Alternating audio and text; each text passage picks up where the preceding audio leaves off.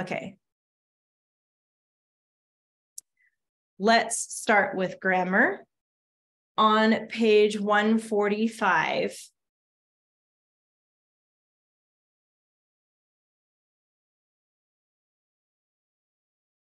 Page 145.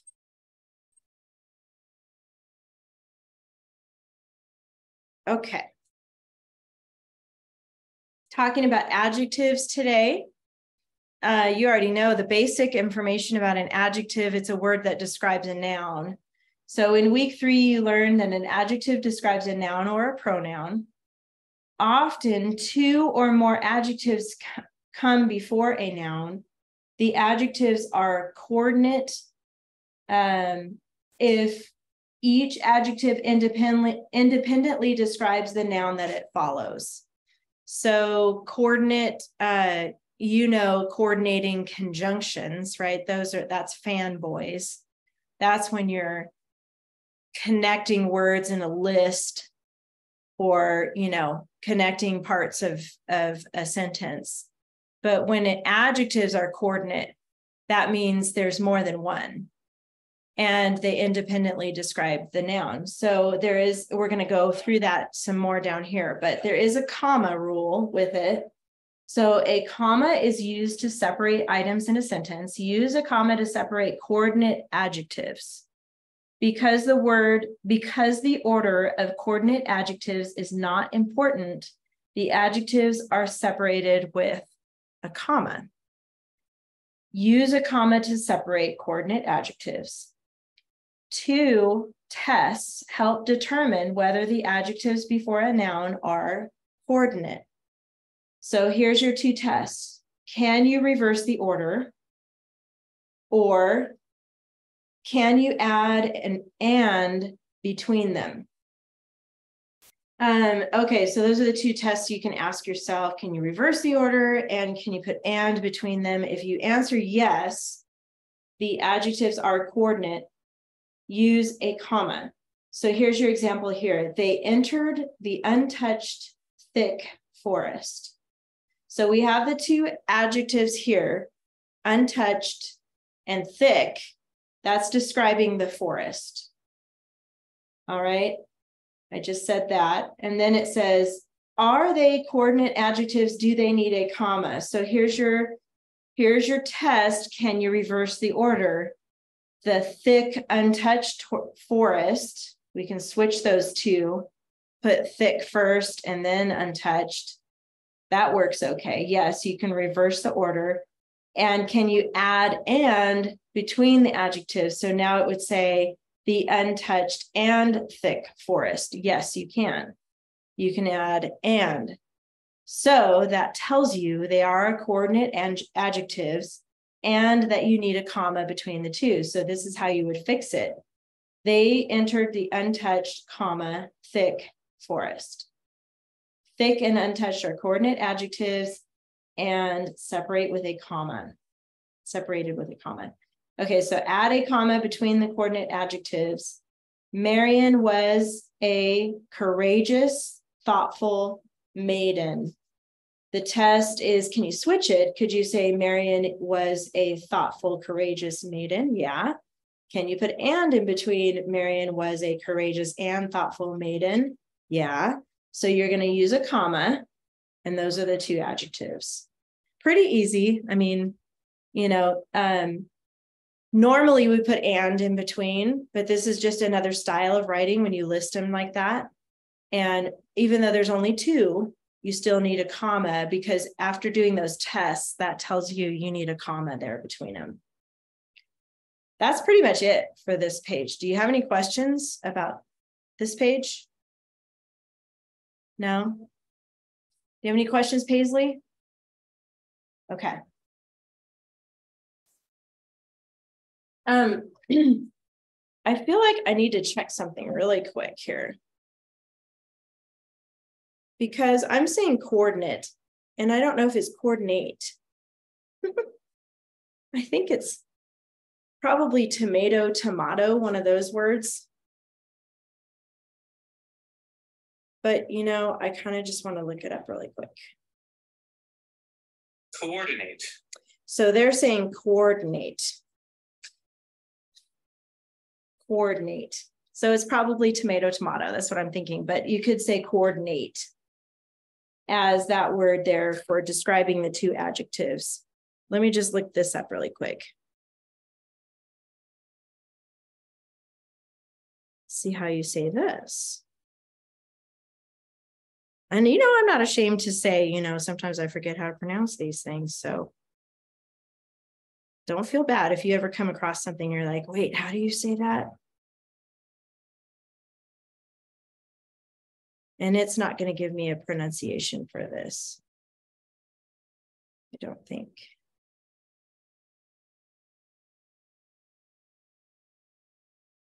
No.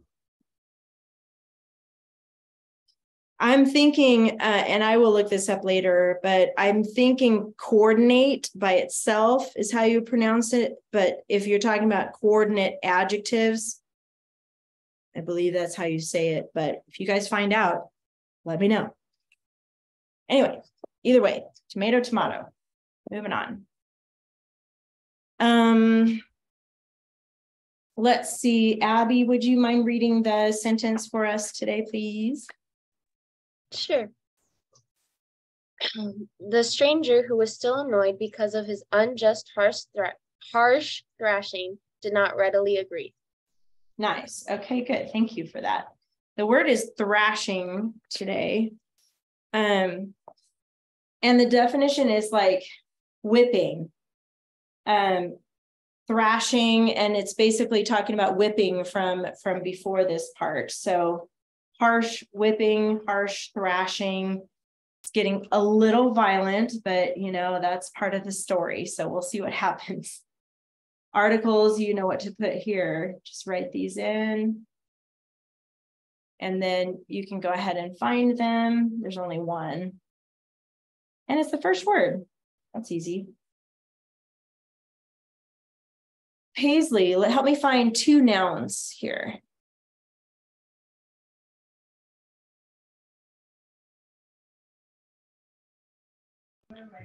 Stranger. Stranger, yes.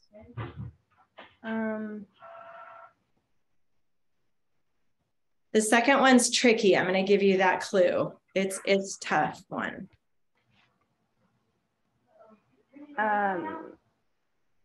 No, I'm sitting in a paper ready.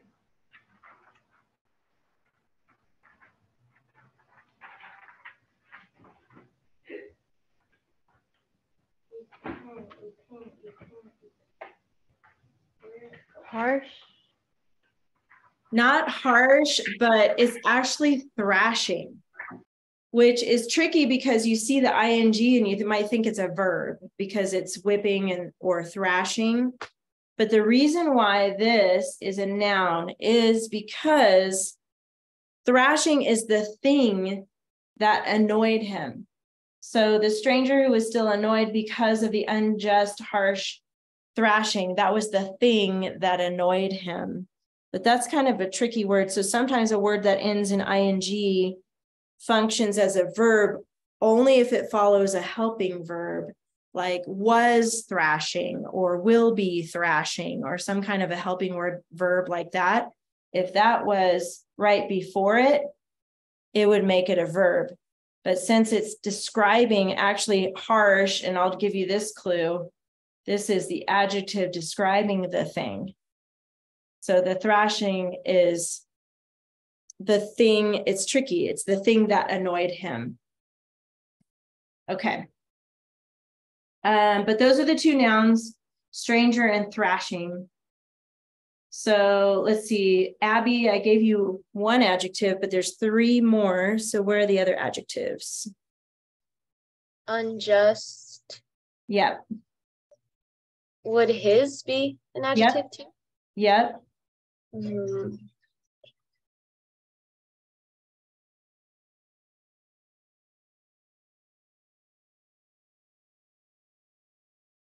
Oh, I don't know about the last one. That's okay. It's another tricky one because it's annoyed, which feels like a verb because it has the ed there, but it is actually an adverb. And it is, I mean, not an adverb, an adjective, because it's describing the stranger. Oh. He was annoyed. The adjective follows the linking verb and describes the subject. So because it's was still annoyed. Yeah, this is going to be a tricky one because there's unusual words that you're going to find in here that actually have a different part of speech than what you're used to. Hold on. Annoyed. Yeah. The adjective follows the linking verb. So the linking verb is was. So the annoyed becomes an adjective describing the stranger. That's the best way to describe that. But okay, those are the 4 adjectives. There's 3 adverbs. Some of these are a little tricky too. So the adverbs modify the verbs. So I wonder if maybe can we just pick the verbs first? Let's do that. And then that might help us with the adverbs. So Paisley, what are the verbs in this sentence? By the way, there's several linking verbs here. So let's look for verbs first. Was. Yes. Still. Still is not a verb. Keep that in mind though. Was is one. There's 2 more.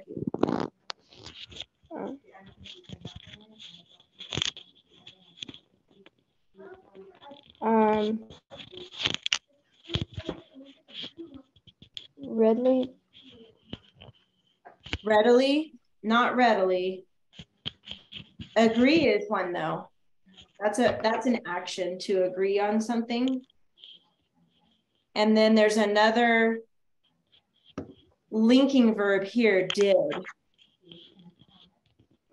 This is a tricky sentence. So we've got was, did, and agree.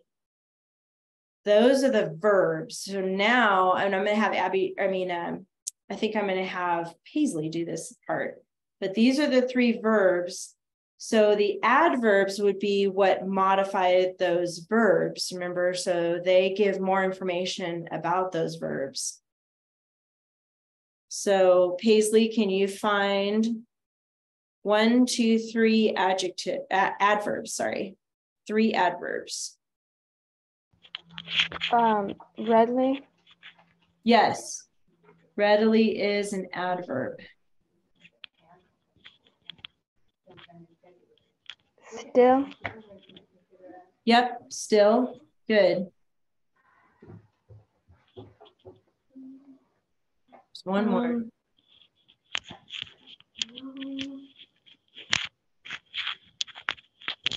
The other one is with this adverb. So it's right here, it's not. So both of those together, not readily, gives you more information about agree. Not readily agree. The prepositional phrase, we're going to come back to that one, but Abby, what about the who, which clause? Who was still annoyed because, wait. Yeah. Oh. Who was still annoyed because of his unjust, harsh thrashing? Yes, it's long. That is correct. Good job. All the way to thrashing. Who was still annoyed because of his unjust, harsh thrashing. So W/W right there. And then, Abby, what about the main clause? What is the main clause? It's another tricky one. I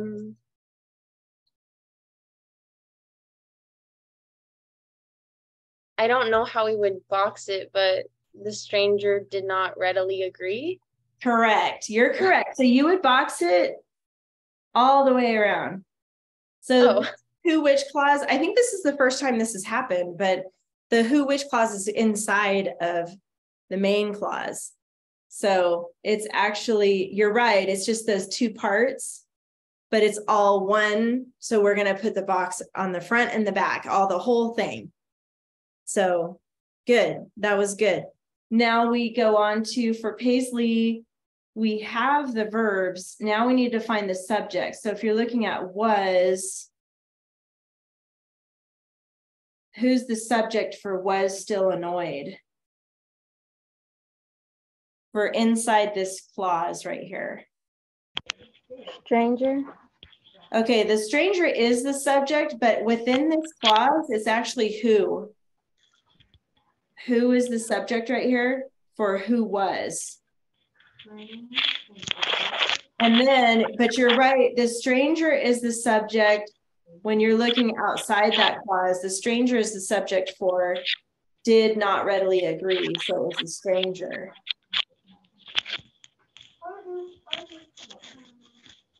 Now we can find the prepositional phrase. Do you know that one, Abby? Of his unjust, harsh thrashing. You're super close. It's actually because those together are a preposition, because of. So it starts here. Because of his unjust, harsh thrashing. But of is a preposition too, but because they're together, you're going to include both of them. All right. And then we have one opener. Paisley, do you know which opener we have here at the beginning? The stranger. What kind of an opener is that? Subject. Yes, you're right. Do you remember what number that is? 1. Good. So 1 and then subject. Good job. Okay, so we need to indent. It's giving us something to fix here. So this must be a new character coming in or a new situation from before. I don't remember the sentences before that you worked on homework last week, but anyway, we're going to mark this with a paragraph symbol. So 2 lines and kind of a backwards P over here. That's indented. So when you go to write it down here, don't forget to indent for that. Capital, that's easy right there. Comma. So we need to add a comma. Abby, do you know where we need to add that comma? After unjust. Yes, because here we have those coordinate adjectives together, unjust and harsh. You can switch them. You could say harsh, unjust, and you could put and in there. That's the clue that you need to have a comma. So good job. And then your end mark is just a period. Yeah, that was a little weird. That was different than normal. So a couple new things to keep in mind. I don't know if the other ones will have the same situation or not, but so your homework will be the next 3 pages for grammar. Do you guys have any questions about the grammar lesson today? No? Okay, good. Awesome. Put that away. All right, we need to do a little organizing in our binder. So go ahead and get your binder out because we are finished now with week 12, which was, get that out really quick.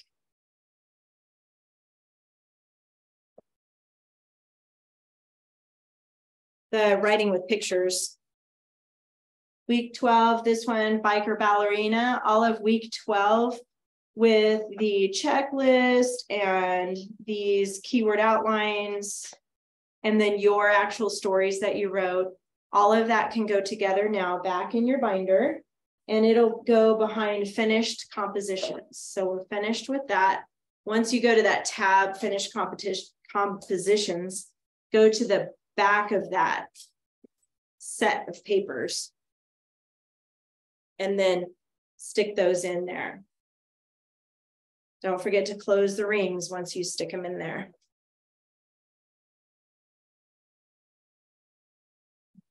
So you'll put all that away, and you should already have out the next section. So close your rings once you stick bike or ballerina back there. And then you should have coconut crabs already pulled out. It should be either at the front of your binder or work in process, wherever you like to keep yours. Either way is fine with me. And we're going to talk about coconut crabs today.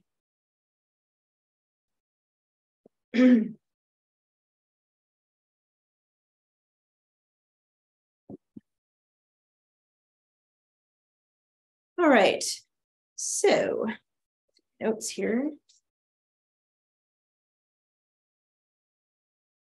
Last week,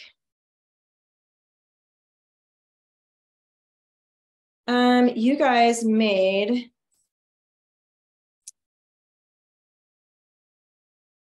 I don't think I made a copy of it.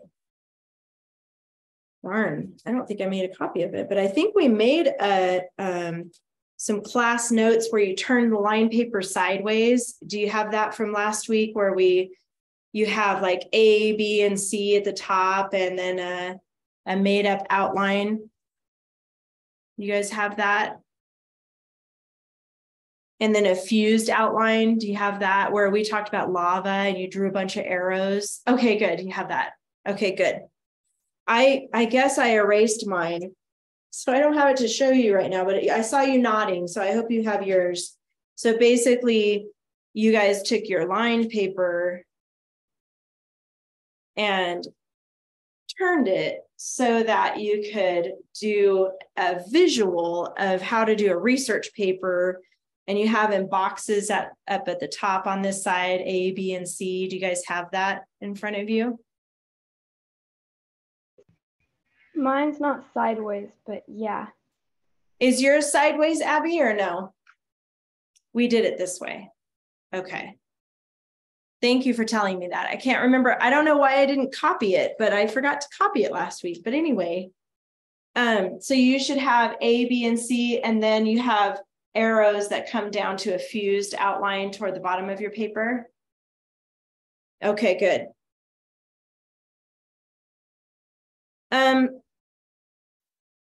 Just a quick review about that.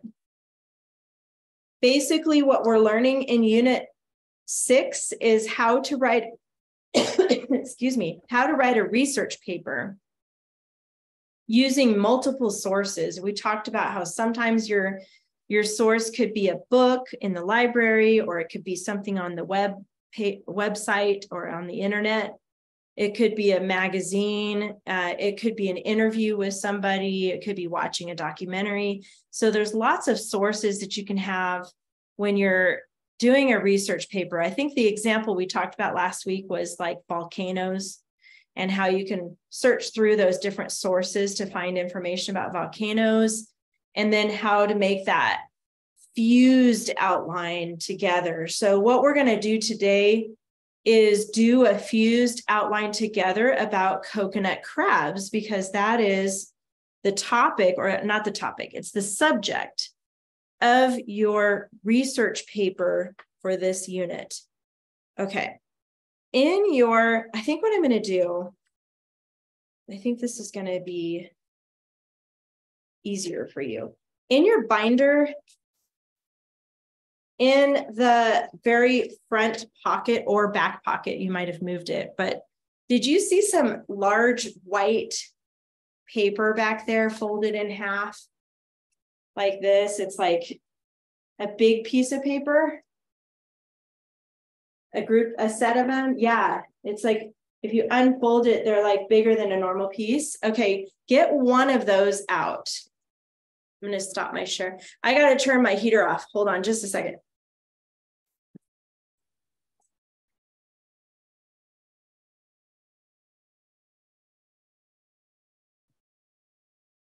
All right. So this big white piece of paper, the first thing I'm going to have you do is fold it in half. But remember when you were little and we used to talk about either fold it like a hamburger or a hot dog. I don't know if you remember that. Fold it like a hot dog so it's long, like this. And you're just going to fold it in half.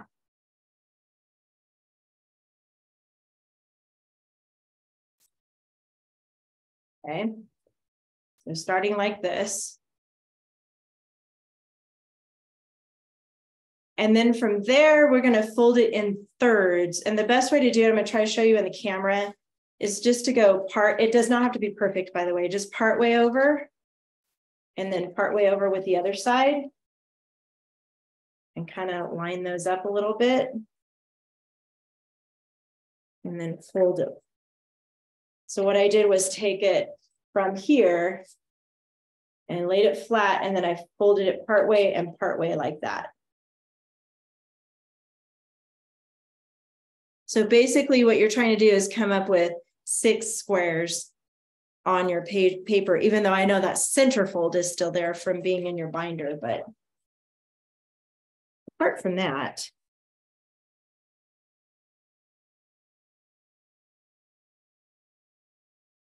okay, so it should look like this.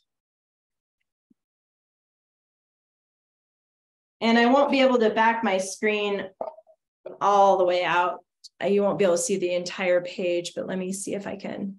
So this is the crease that was there from being in your binder. So if you ignore that crease, you should have 1, 2, 3, 4, 5, 6 boxes on your page. You got that, Paisley? Okay, good. Now, I did this in another class, so I'm going to show you what you're going to do with it. You're going to set it up. This is basically just to help you have more space on your outline that we're going to put together. So basically in square or box 1 here, you're going to put a capital A at the top with a line under it. And then go ahead and set up this outline, Roman numeral 1, 1, 2, 3, and then 4 and 5 are in parentheses. You don't need to write clincher on this part because this is, like we talked about last week, this is, and give yourselves plenty of space. You can space these out even more. So this is just so you can have space to write your words, but this is your initial keyword outline for each source. So you're going to do that for letter A, which is source A. And then, and I'm going to give you time to do this. You see how I have B here in the middle? I still have Roman numeral 1. So don't make this a new number 2. It's still number 1 on all of these, okay? And then 1, 2, 3, and 4 and 5 are in parentheses.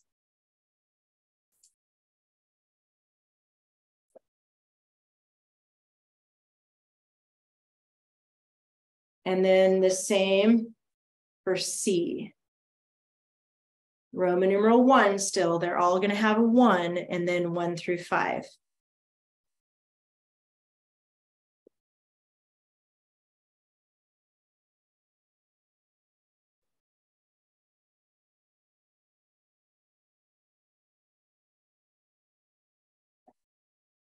And then at the bottom middle, right under where you have the B, you're going to put that word fused.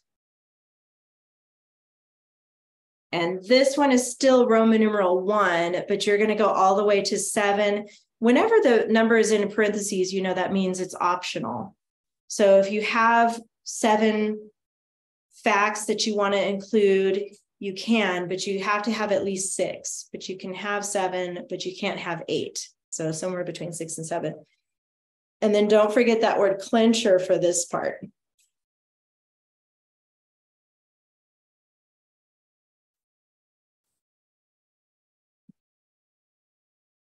Okay.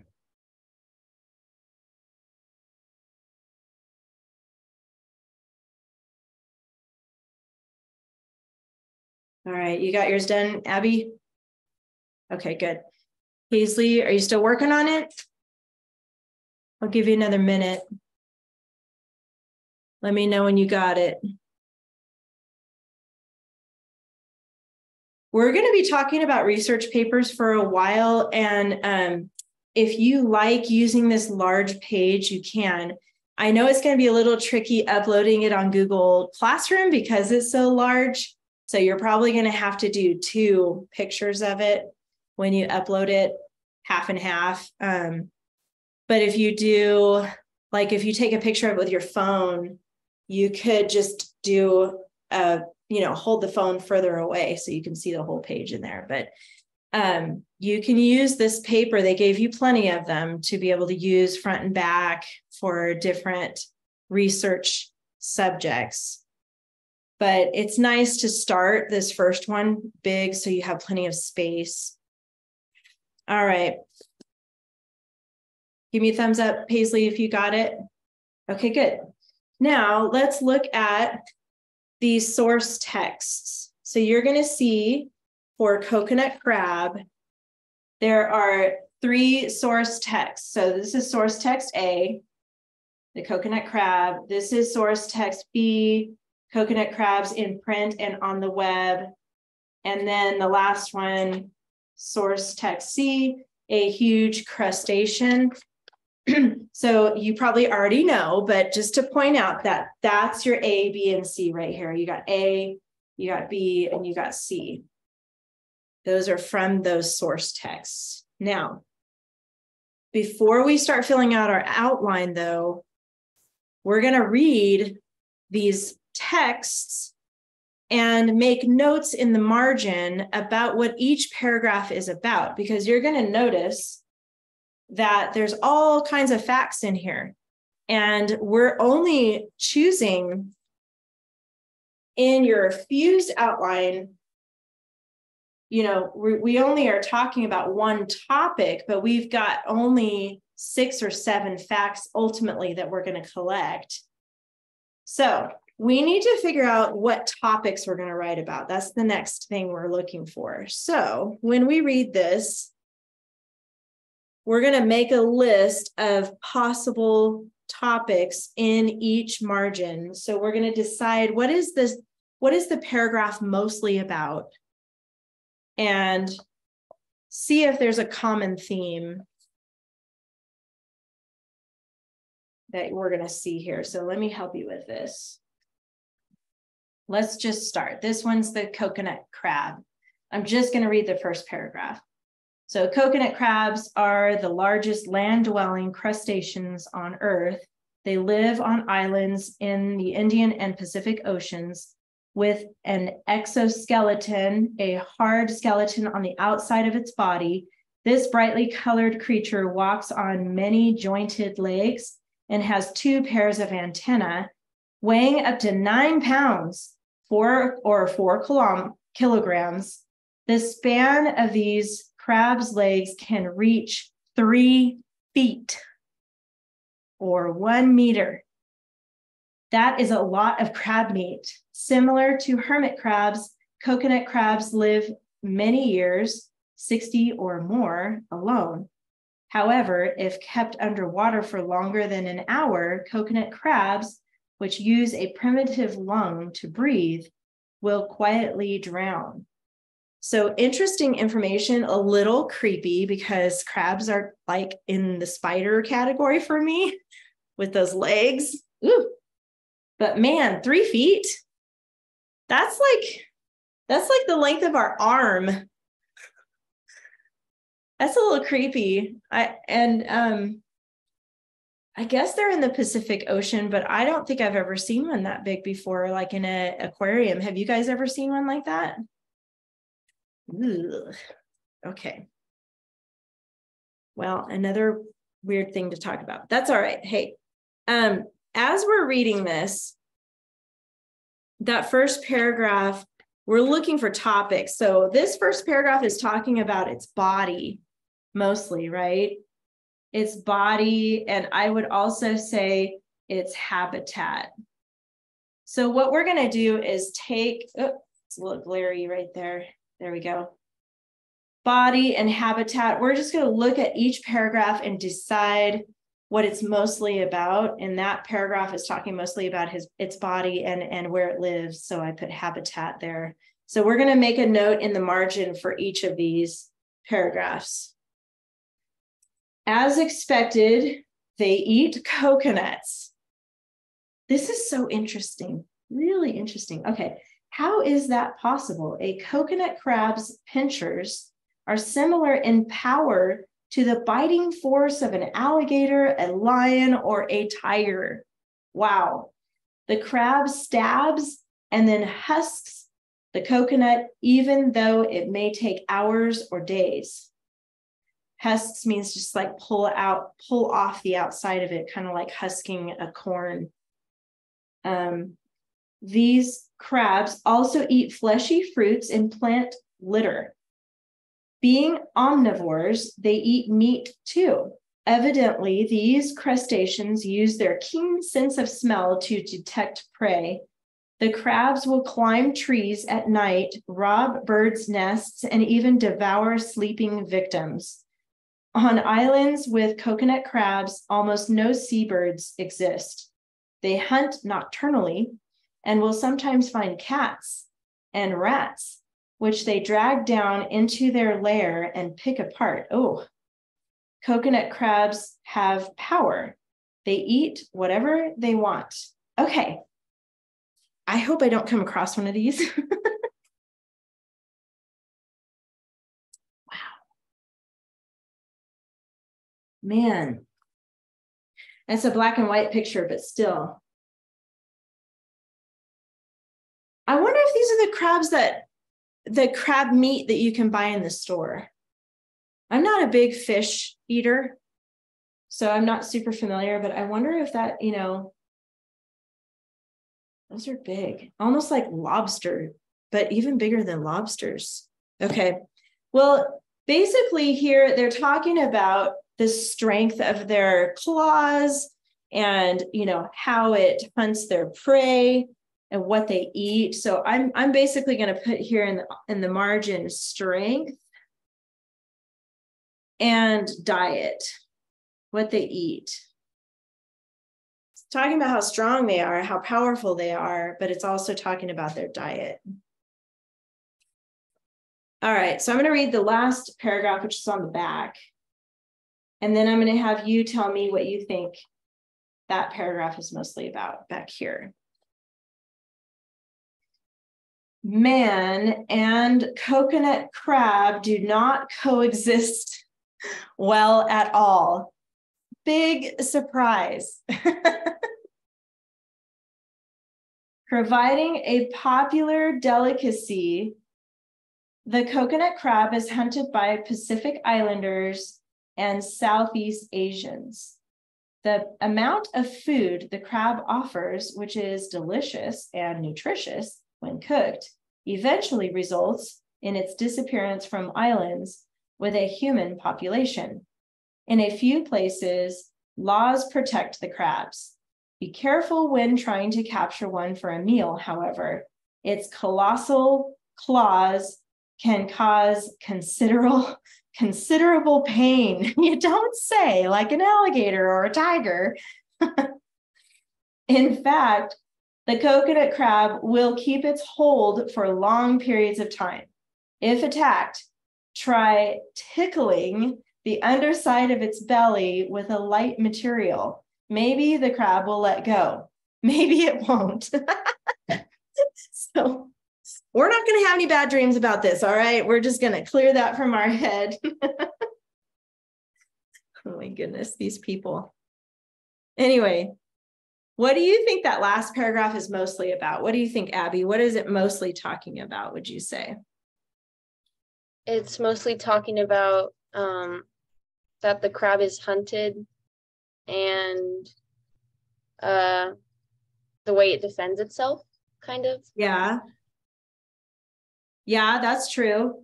The way it's hunted and how it defends itself. It's talking about like humans in here and the relationship between humans and the crabs. But yeah, maybe we could just call it generically humans. And then like, I'm going to put humans and crabs. But you're right. What you said is correct. It's kind of like how they're hunted and how they attack humans.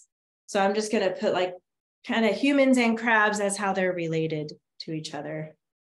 All right. So we labeled those paragraphs. Let's move on to the next source text B. We're going to do the same thing. Hopefully we can get through all three.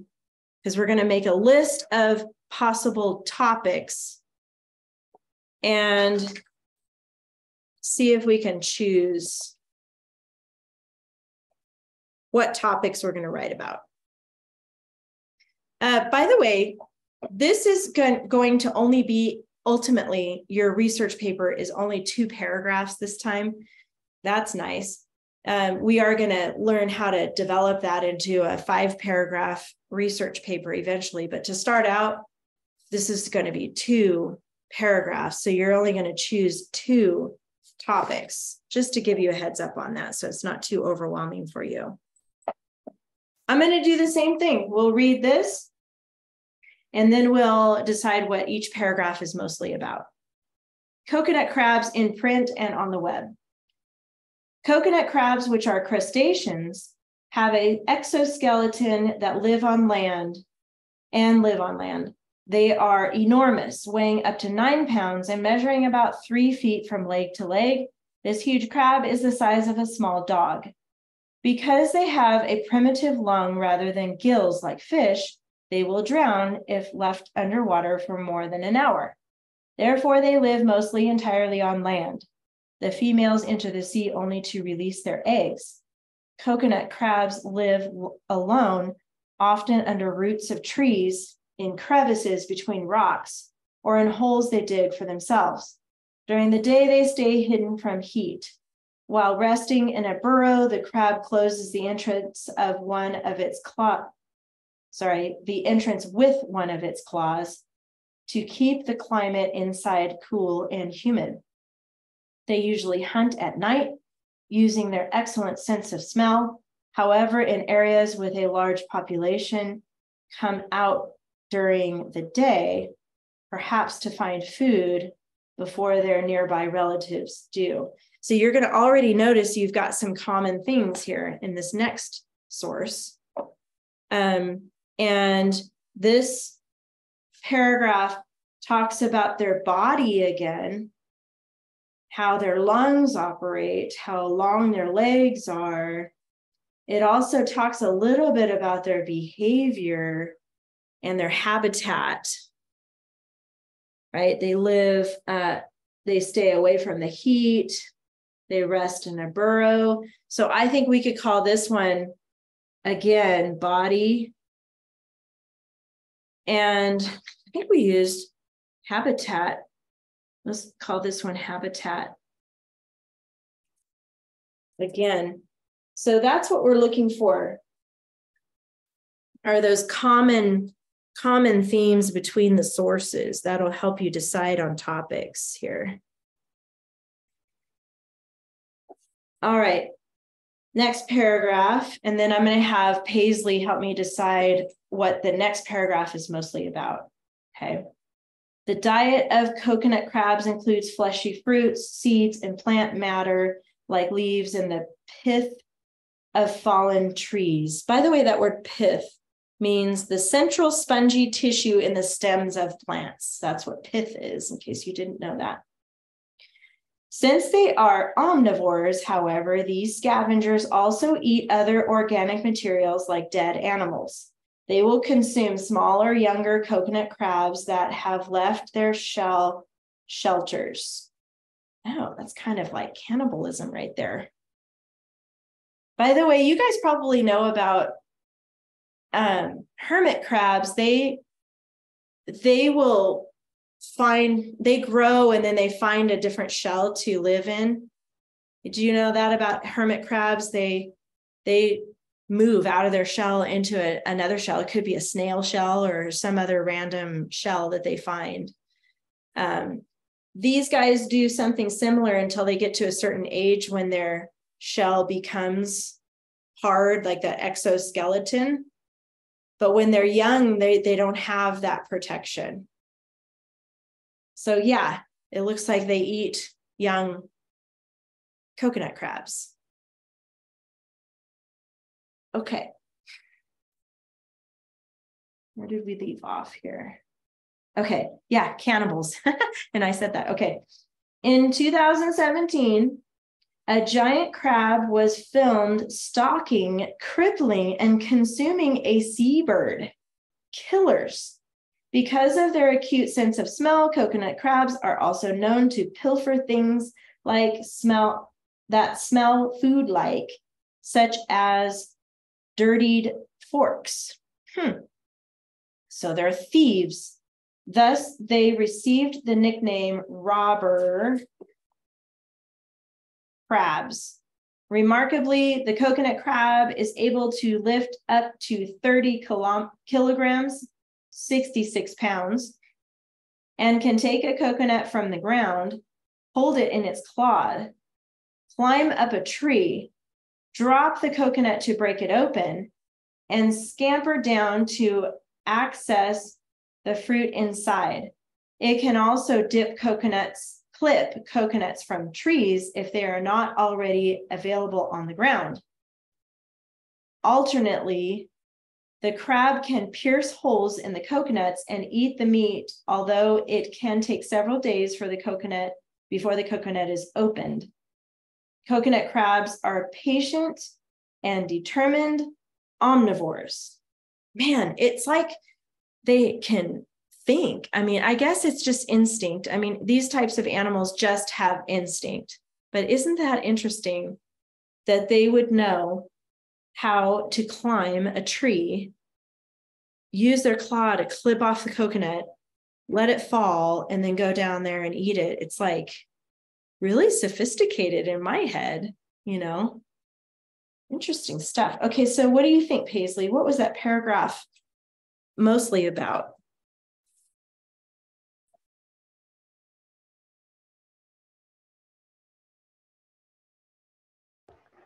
What they eat and how they kill. Yeah. Get their food. So I'm thinking, I agree. I'm thinking, let's put diet. It's what they eat, right? That's their diet. And then we can use the word behavior, because you're right. How they kill, how they plan out how they're going to get this coconut. So it's kind of both diet and behavior. Good. All right. And we have another paragraph back here. 2 more paragraphs. So Abby, I'm going to have you tell us what this one is mostly about.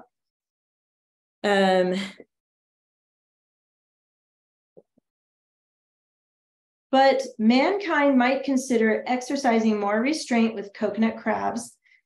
Conservation is needed. Unfortunately, people capture the crabs faster than the creatures can reproduce. Becoming fancy pets or fancy dinners, the crabs on some islands are threatened. In addition to humans and adult coconut crab cannibals, juvenile crabs must watch out for predators such as monitor lizards, rats, pigs, and monkeys. Interesting. What do you think, Abby? Well, it's things about humans and how they exist with the crabs and the crab's predators. I think you're right. So let's put humans. I kind of want to put that word endangered, because it's kind of talking about how humans can actually kill them faster than they can reproduce. That word is endangered. It's kind of hard to read with my marker here.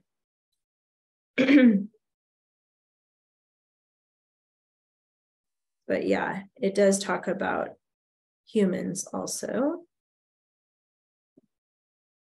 All right. Good. Last one for Paisley. People who handle adult coconut crabs often regret it. Tenaciously, the crab hangs on to anything once gripped. In an 1877 article in the American Naturalist, a United States Navy doctor wrote that Pacific Islanders who reached into crabs' burrows got their fingers clamped. When the underside of the crab's body was gently tickled with a feathery material, it loosened its grip. Amazing, us Amazing us with their size and strength, colossal coconut crabs continue to gain fame in print and most recently, of course, on the web. Okay, Paisley, what do you think that's mostly about? The way they hurt people. I hear a lot of like paper sounds or something. Can you say that one more time? The way they hurt people. The way they hurt people. So we can talk about humans again here. I think you're right. The way they hurt people. Good. All right. We're going to read the last one. We have a little bit of time here. I'm going to go through the last one kind of quickly. The last one is called a huge crustacean. Right? Coconut crabs, savage. How about scavenge? Coconut crabs scavenge nocturnally, feeding on scraps, dead creatures, and corpses of other crabs, using their powerful claws to seize, kill, and shred animals such as cats, rats, birds, and turtle hatchlings. They are also active predators. And they are thieves. Due to their excellent ability to detect odors, the crabs will carry objects that smell like food into their burrows. Thus, they are nicknamed robber crabs. Because coconut crabs are omnivorous, they eat plants as well. Biologists think that the consumption of coconuts by coconut crabs began later in these creatures' development. They need more food, so they acquired an ability to feed on coconuts, which are plentiful in their environment. So we're talking about diet and behavior here again. Diet and behavior. I'm going to go kind of fast just because we're running out of time. So along with lobsters, shrimp, and insects, the coconut crab belongs to the group of animals known as crustaceans. The word crustacean comes from the Latin word crusta, which means shell, or crusta. As adults, they have hard exoskeletons on the outside of their bodies instead of bones inside. When you crack a crab leg to eat the meat inside, you are breaking the exoskeleton. Coconut crabs have 10 multi-jointed legs, the front two of which are frightening pinchers that serve as effective weapons. To protect their territory, they've been seen coming into a room, waving and snapping their gigantic claws. Why do they have such body parts? Researchers agree that these crabs developed their killer claws to help them adapt to a hard life on land. They are armed and dangerous. You could say that again. Let's put body and behavior here again. Body and behavior.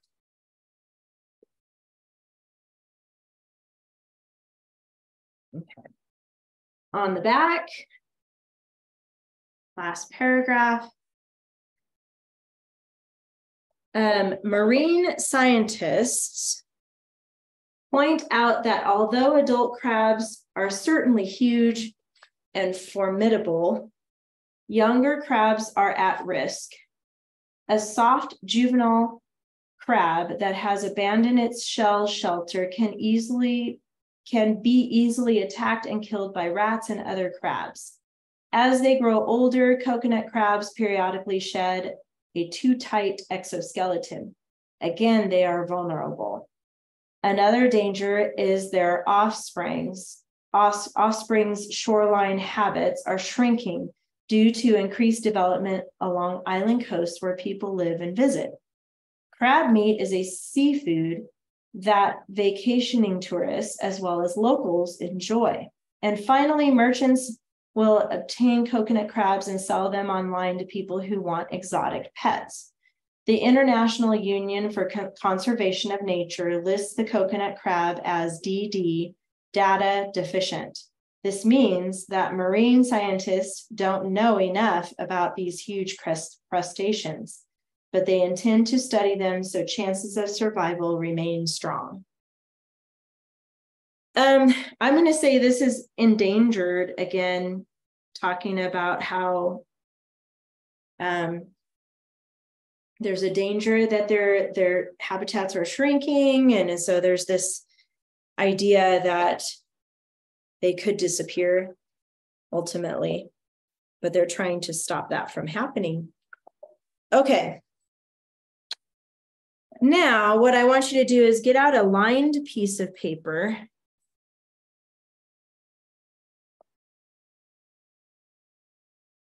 Go ahead and label that.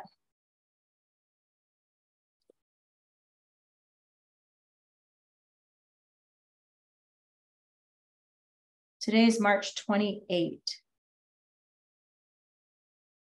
And we're just going to call this possible topics. I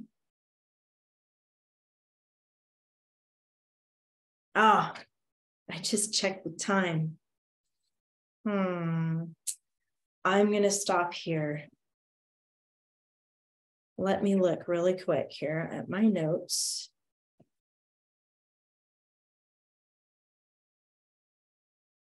Yeah. We're going to pick up here. But like I said, next week is spring break. Here's the good news. You don't have any writing homework. You're going to do your grammar and that's it. So, woohoo! Just those 3 pages in grammar, because we're not ready to do anything with this yet. So next time you come back after spring break, we'll come back to this page and start writing the possible topics and then how to formulate your big outline that you wrote on this big paper. We'll go back to that and work on that. So, okay, now that you know all about coconut crabs, be careful out there. If you're going to the beach for spring break, just be careful out there. I don't think they're on our beaches though, so I think we're okay. Hermit crabs, those are kind of fun. Tiny, really small. All right, girls. Happy Easter, and I will see you in 2 weeks. Bye.